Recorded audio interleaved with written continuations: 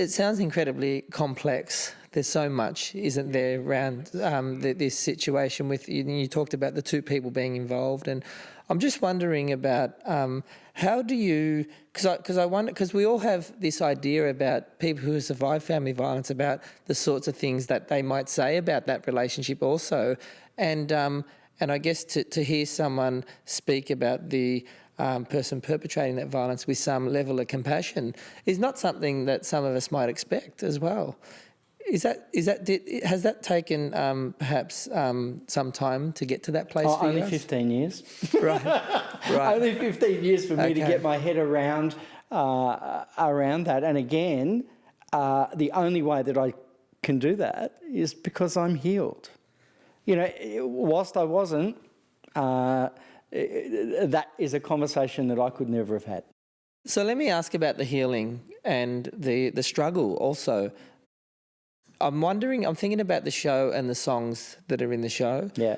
It is a cabaret, let's not forget that. Yes. There are some very specific songs that you've chosen to be able to get this message across. Can you talk a little bit about what song is why have you chosen those particular songs without giving too much away? We want people to go and see the show. Look, there's a couple of songs in there that are particularly tongue-in-cheek. There is a moment when I talk about, you know, having these thoughts of leaving this relationship, and then going right back into justifying why I'm not going to, and then going and telling the audience how I'm going to make this relationship work. And the song that we use for that is Stand By Your Man. Now, if you ever, and I'm not going to go through the words here, but, you know, people need to go and listen to that because it's a bloody terrible song. Right. You know, it's a terrible song. Right. Interestingly, yeah, a lot of the music that we chose shows you how much messaging there is out there in the mainstream discourse, you know, in popular culture, that is really problematic and gross. You know, Stand By Your Man is basically saying to women, no matter what he does, your obligation is to just stand by him because he's a man, exactly, and he'll do things that you don't understand, and but you got to stand by him. Yeah, and like, it's some gross messaging, and it's not uncommon for that to be, you know, pretty. It's all out there. I think one of the things I would say is that early in the show's development, we looked at the fact that that one of Russell's escape mechanisms and therapy has always been singing. And so we used that in the show to give us a device to be able to justify breaking into song, basically. Right. So early in the show, we set up that that idea that he's using that escape mechanism turns into that it's a fantasy. That actually, if I just keep singing and dancing and singing and dancing, and I live in this fantasy world, I don't have to acknowledge the reality that I'm in.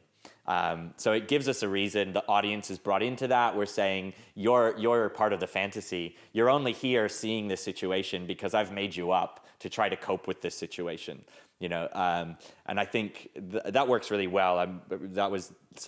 We had a great writer who helped us kind of pull out some of those themes. And yeah, it's so then looking for material and looking at songs and how to express different feelings, and you know, we only use pop songs, so it's all covers. And they're all songs that you would recognize. And again, we did that deliberately because we want as much as possible for people to relate to what's going on stage.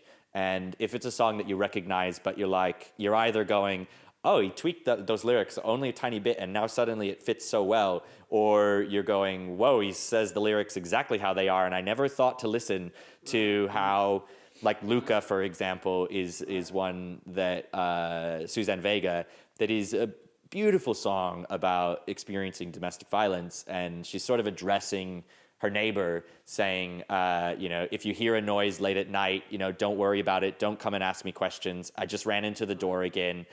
So we were talking not so long ago about the play My Other Closet, and there's a process that happens that the audience don't get to see. So I know you mentioned that you try to take us on this journey very intimately. You take us very closely to your experience, but there's an experience that unfolds for you as you're performing. that people won't know about. And I guess that was the fact that you still worry about having this level of attention to the abuse that you experience, because perhaps the perpetrator might notice, or he might come across the play, or even turn up to watch it. I think very interesting that that you bring that one up, because that is a very real thing that people who have experienced violence in relationships deal with. You're very careful not to name people. You've spent such a long time protecting yourself that something like this show just exposes you again to potentially to that person, and who knows what the results of that will be. I mean, again, I'm at the point now where, and I believe very firmly that the person that I was involved with, that was involved in this situation with me,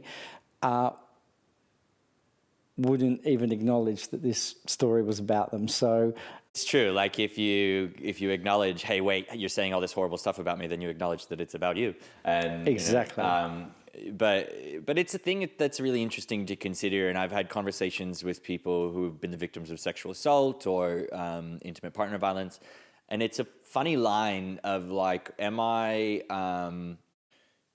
censoring what I'm saying because I'm still protecting that person, or am I protecting myself? And I think that's a different line for everyone. But it's an interesting conversation. Where are we still as victims being silenced and being told that we don't get to tell our side of the story?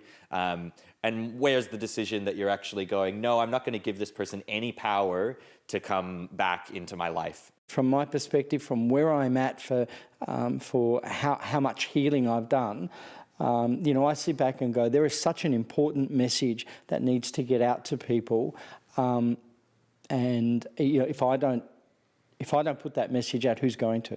So it's really personal for me to suck it up, if you like, and do what I've got to do to try and help somebody else that might be in that position get out. If you've heard something in our conversation today that makes you think perhaps you're using control or abuse in your relationship, you can contact VAC at vac.org.au or QLife. If in our conversation today it's made you think about anyone you know, maybe a colleague or a friend or a family member even, that this sounds like could be happening in their relationship, please head to qlife.org and speak to a volunteer counsellor about what you might be able to do to help that person. Or you can go to anothercloset.com.au and have a look at the information there for how bystanders can help someone experiencing violence.